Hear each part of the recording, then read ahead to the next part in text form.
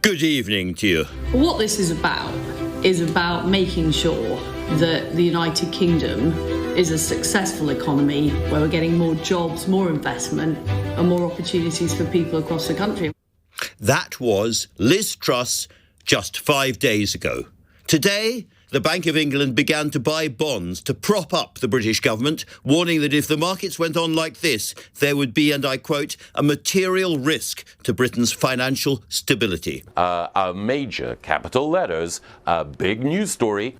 With the pound down at one point to $1.05, interest rates on the way up, pension funds on the edge, a stinging rebuke from the IMF, mortgage deals being suspended, predictions of dramatic falls in house prices. This is as near close to a perfect economic storm as we have seen, certainly since the banking crisis of 2008. A major capital letters, a big news story.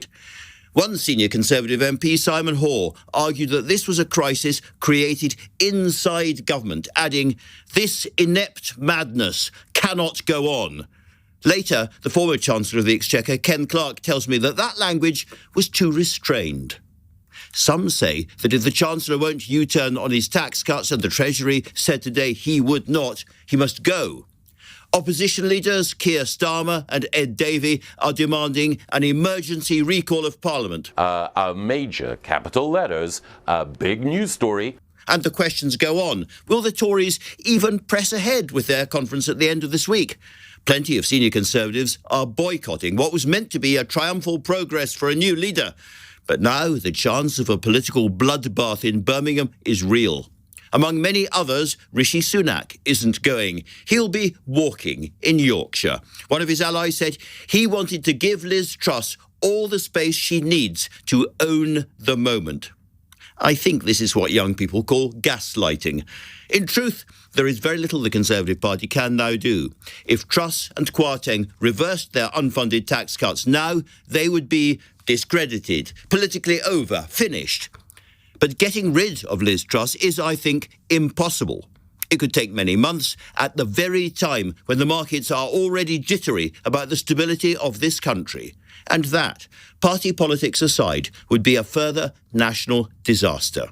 As one former cabinet minister put it to me, there just isn't time. And anyway, it would mean 3 different Tory leaders in 3 years. And so the public would demand, quite rightly, a general election.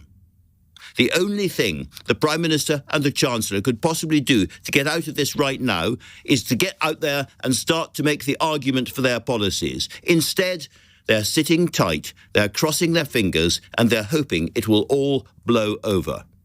Cards on the table. I think the fact that we haven't heard from them today is an utter dereliction of duty. I wanted to give the new team a chance to lean over backwards, to be fair. But this is cowardly and shameful. A major capital letters, a big news story.